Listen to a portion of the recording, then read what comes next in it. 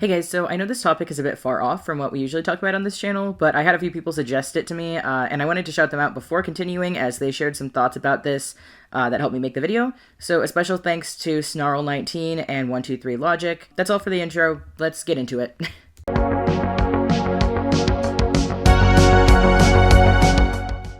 Before we continue, I want to give a massive trigger warning for discussions of pedophilia, zoophilia, incest, and pretty much every kind of abuse. So considering that this topic is a bit unrelated to my usual content, I'm going to go over some basic terms before continuing. Starting off with the titular group, what is a pro-shipper? I'm going to start off with how they often describe themselves, but know as I use their explanation that this is a bit of a sanitized description. Pro-shippers often boil down their beliefs to a few things. Pro-fiction, or in other words, they do not think taboo, illegal, or morally gray content should be prevented or discouraged in works of fiction. This is often explained as a sort of anti-censorship stance. Anti-harassment. Part of the more modern origin of pro-ship is the very heated debates that can come from shipping opinions and fandoms. Think Lauren Zook being harassed off the Steven Universe team and subsequently the whole internet for their opinions on Lapis and Peridot. This often manifests as being quote-unquote anti-anti, as simply anti is often used to refer to anti-pro-shippers, and they often believe antis to be pro-harassment. This tends to be how they describe themselves, mind you, but I would argue that this is a very narrow, sanitized, and somewhat dishonest portrayal.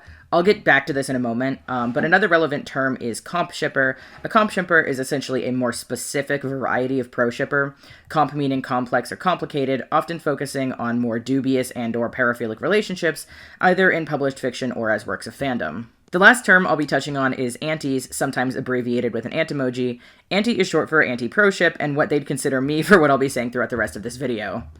Now that that's out of the way, I want to come back to the issue with the way that pro-ship defines itself versus what pro-ship usually is in practice. As I said before, pro-ship often positions itself to be anti-censorship and anti-harassment, particularly in regards to fiction. I think the vast majority of adults in fandom understand harassment over conflicting opinions on ships, writing choices by production teams, or just generally opinions on works of fiction is bad. However, while pro-ship says this to be how they feel in general, pro-ship in practice focuses heavily on defending the support, glorification, and romanticization, can't say that word, of illegal paraphilic relationships in fiction. Very common arguments for pro-shippers to get into is often that of defending pedophilic, zoophilic, or incestuous relationships, claiming that since they are just fiction, they do not have a tangible effect on reality, and that people who say they do are just unable to separate fiction and reality. This is often something along the lines of, quote, lolly art isn't bad because no real children were hurt, or the like. There's a few problems here. While pro-ship often describes their views as thinking it's okay for fiction to explore dark topics like paraphilias or abuse, the material supported by pro-shippers is often glorifying and normalizing in nature. A good example of what they claim to be supporting is something like Bojack Horseman, where Bojack almost has sex with the 17-year-old daughter of his friend Charlotte, Penny. The show does not show this scene as romantic or arousing, but eerie, disturbing, and threatening. Bojack Horseman has one quote-unquote F-bomb per season, used to signify when Bojack has permanently destroyed a meaningful relationship in his life. That season's F-bomb is dropped by Penny's mother after catching him being undressed by her daughter. Charlotte, I am so sorry. Don't you dare. If you are not out of my driveway in 30 minutes, I will call the police. And if you ever try to contact me or my family again, I will fucking kill you. No quote-unquote anti generally takes issues with this kind of thing, despite the show very explicitly discussing grooming, pedophilia, and sexual assault. However, this is not because it's quote-unquote fiction, not reality. It's because the scene is disturbing and holds long-term consequences for Bojack's actions, and touches on the trauma Penny experienced as a result of them. To contrast this, a pro-shipper would argue fanworks, or if the show itself had included this, that depicting Penny and Bojack's quote-unquote relationship as romantic, endearing, or even sexual is completely acceptable, morally permissible, and as having no real-world impact. This is not an anti-censorship or pro-dark fiction stance. This is the support of normalizing and excusing pedophilia and attraction to pedophilic relationships. Normalizing these kinds of relationships through fanfiction and artwork that depicts them as consensual, romantic, or loving directly harms victims of CSA, both children actively experiencing it and people with trauma. Pro-shippers often engage heavily in online debates and discourse, something that rewards public and unage-restricted accounts, despite often posting artwork depicting CSA in normalizing and romanticized ways.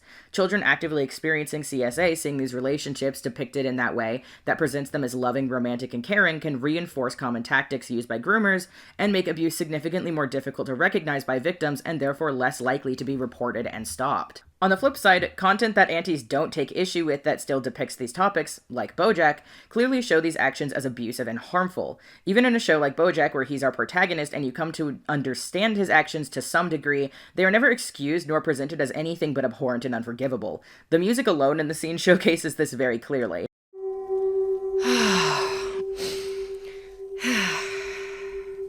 Wait, what?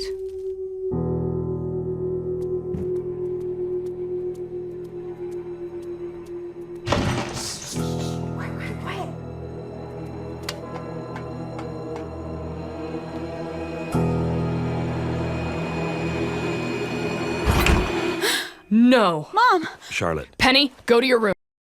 A child or teen experiencing grooming or CSA may even have it made easier to spot, as it shows the lead up to the assault and the ways that Bojack grooms Penny that appear caring and supportive at first, but eventually end in lifelong trauma. Displaying these relationships in this way can also do harm to previous victims in a myriad of ways. An obvious example is triggering people by again having very open accounts that post paraphilia content, often with no or very inadequate warnings. Beyond that, however, many people with trauma of this kind have some degree of memory loss or self-doubt about the reality of their situation. Displaying these relationships in such a normalizing manner can contribute to this self-doubt and guilt, which can discourage people from seeking therapy that could greatly benefit them in fear of being wrong about their experiences. For people who consumed this content during and after their abuse, this can be even worse. All this is to say, proship is not about allowing dark concepts to be displayed in fiction. It is about blatant disregard for victims in favor of a selfish desire to consume content or create content which they personally find enjoyable but causes harm.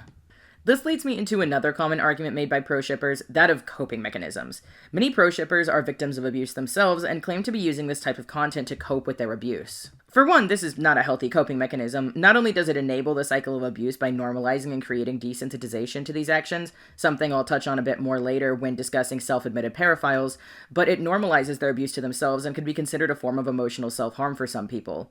The concept of quote-unquote it's a coping mechanism as an argument for why something isn't bad has always really irked me in general.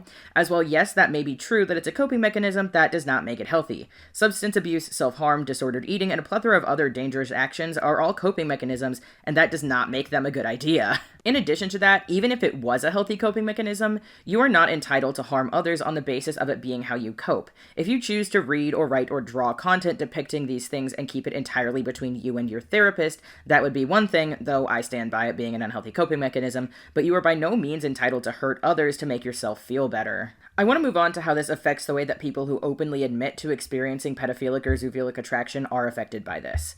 It's very common to see pro or comp shippers also claim to be quote-unquote pro-para, though at least thankfully they often describe themselves as quote-unquote anti-C, or in other words anti-contact, meaning they are supportive of people who experience paraphilias but not of them acting on those urges. I will note it's by no means uncommon to see them be pro-contact as well, but that's another can of worms in and of itself. I think a very poignant example of this content being normalized till people do act on it is hypnotist Sappho. Sappho was a YouTuber who claimed to be an offending zoophile and argued that zoophilia was actually a sexual orientation and that animals can consent via body language. Sappho also later admitted to being a pedophile, though the words she used to describe herself were map and zoosexual, not pedophile and animal rapist. Sappho made an active attempt to normalize zoophilia, and a lot of children ended up self-identifying as zoophiles and supporting the assault of animals due to the nature of which she discussed it. While Sappho isn't exactly an example of pro-ship, she used the same rhetoric as pro-shippers and exposed people to zoophilia in the same manner as pro-shippers often do, leading to not only children being groomed into believing they're zoophiles, but self-identified zoophiles to believe that they do not need to repress their urges about the attraction nor seek psychiatric help. Regardless of if the pro-shipper themselves is a pedo or a zoo, they are happily providing content to enable and normalize the feelings of abusers and give them content to legally jerk off to children and animals. A large part of the psychology surrounding paraphilias is that of guilt, legal consequences, and moral conviction, often being what prevents them from acting on their urges. Many offenders believe they wouldn't offend, but end up consuming abuse content that normalizes and encourages this attraction till they feel it has become either appropriate or at least worth the risk to act on it. While, of course, fictional CSA and zoophilia are not as bad as actual real-life abuse content, and it's annoying to hear pro-shippers repeatedly state that it's not as bad when Yes, we know. It does have impacts on the willingness of paraphiles to seek out actual abuse content and even act on their attraction. I'm going to go a bit more into feral specifically, and this was actually written as a script for a different video, but I think I should combine them here, so I'm sorry if this is a little clunky or repetitive. I'm just going off of a script that I already wrote, but I think that this is also worth talking about, as we've mostly talked about the kind of pedophilic side of proship and not the feral or zoophilic side. To start off with that, I want to define what we're talking about here. The furry fandom has a variety of NSFW content, most of which in my opinion is fine. I don't want this to be used to demean anthro art, as I will continue throughout the video to hopefully make it clear that NSFW anthro art is perfectly fine and why it's different than what I'm talking about here. For the luckily uninitiated, feral can mean two things in the furry fandom. While the word feral is often used to describe an animal that is on 4 legs instead of 2, think Fox and the Hound versus Zootopia, it's often used to describe NSFW artwork depicting non-anthropomorphic animals. Anthropomorphic being animals with human characteristics, most notably standing on 2 legs and human-level intelligence. While furry NSFW art and furry art in general is overwhelmingly anthro, there's a wide range of views on feral art, and from what I've personally seen, a more negative look on feral artwork overall, though a much higher positivity than in my opinion there should be. Feral artists often have some of the same arguments as the more pedophilia side of proshipper, that being, it's not real, it's not zoophilia because it's fantasy, / it didn't hurt a real animal. This is something that's obviously very common among all discussion of paraphilic artwork, and I'll be going more in depth on it, and I already talked about it some. And the second main argument being that it's no different than anthro artwork because they're all still animals. Well, I will note, I do make NSFW anthro artwork, so I want to be clear of that bias. I think that this argument is a cop-out, and I will discuss it more. Well, I don't necessarily think everyone who creates feral art or is okay with it is a zoophile, regardless of if the art was a commission or a personal piece. I personally believe that the art is a representation of zoophilia, and I'm going to be combining this with the it's the same as anthro here for this reason. I want to state what I'm saying here is my personal opinion, but I also think it's based on the linked studies and therefore has some value. Off the bat, feral art is not as bad as harming a real animal, obviously. However, I don't think I've ever seen anyone claim that it is. It's a very low bar to be better than sexually assaulting an animal, though. That does not make it okay. I want to point out a few key differences I see between feral and anthro artwork. Some feral art will depict speech bubbles or implications of intelligence. However, while that may be the case, feral artwork generally evokes the image of a real-life animal. To deny the intent of the art, that's the intent of the art, would be disingenuous. To draw animal genitalia, something that undoubtedly most people do not know off the top of their heads what it looks like and must be searched at some point, and to portray a body and body language identical to a real animal with only sometimes the addition of a speech bubble, is to acknowledge that this creature cannot consent. Anthro characters have humanoid body types, often human or in between genitalia, and a clear ability to display consent regardless of the presence of speech bubbles or text notes. There is zero chance of mistaking an anthro character for a normal animal. Generally, I feel the same way about feral as I do about the pedophilic artwork that I discussed earlier in the video, in that it normalizes this kind of attraction and desensitizes people to seeing it and seeing it as normal ultimately. Well, yes, I don't necessarily agree with everyone who points to someone that makes feral artwork and automatically brands them a zoophile, as I don't think that that's necessarily always the case. The degree of how nonchalant people who create and consume feral artwork are about zoophilic content is definitely not a good thing either, and like I said before, provides content for zoophiles to get off on and see their attraction as normal. Ultimately, proship is not an anti-censorship nor anti-harassment stance. It hides behind the idea of supporting artists and authors who create dark fiction, and behind the common issues of fandoms attacking one another over trivial things, but fails to see that romanticized abusive relationships being attacked or criticized is not at all the same thing as shipping discourse over consenting adult characters and situations like with Lauren Zook. Proship is ultimately internet discourse, but it's discourse that affects real victims. To act as though fiction has no effect on reality is naive and dismissive. Fiction has been a part of humans since we developed complex language, and fiction has shaped cultures, morality, and people themselves for centuries. To act as though it doesn't have tangible effects, let alone in defense of animal and child abuse, is indefensible and disgusting.